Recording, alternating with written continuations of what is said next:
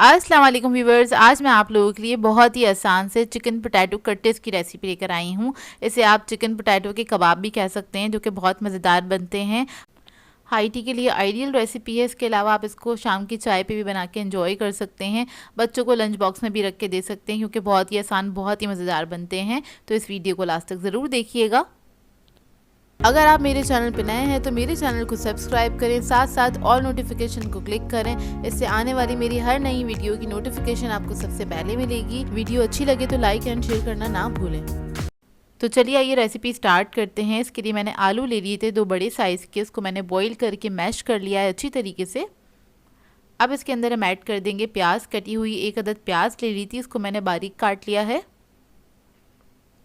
हरा धनिया ऐड करेंगे इसके अंदर 2 टेबलस्पून के बराबर। ज़ीरा पाउडर ऐड करूँगी इसके अंदर 1 टीस्पून।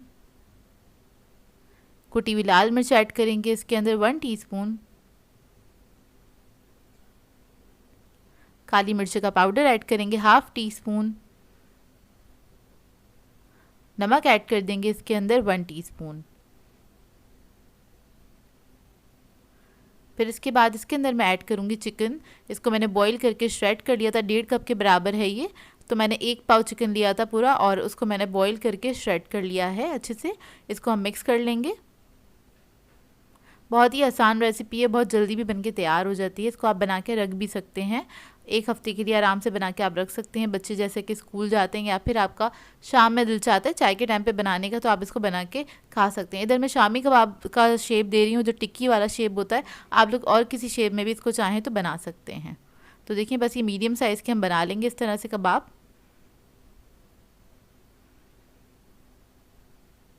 अब मैं इसी तरह से सारी तैयार कर लूँगी। ये देखिए, इस स्टेज पे आप इसको आराम से फ्रीज़र में रख के फ्रीज़ कर सकते हैं। 1 हफ्ते तक बिल्कुल सही रहेंगे ये। अब इधर इसको हम फ्राई कर लेंगे। शैलो फ्राई करना है। उससे पहले मैंने 1 अदद अंडा ले लिया था, उसको फेंट लिया अच्छी तरीके से। तो अंडे में हम इसको डिप कर लेंगे। उसके बाद हम इसको फ्राई करेंगे मीडियम फ्लेम पे, क्योंकि ऊपर हमने अंडा लगा दिया है। तो आपने इसको ज़्यादा हाई फ्लेम पे फ्राई नहीं करना है, मीडियम फ्लेम पे ही फ्राई करिएगा।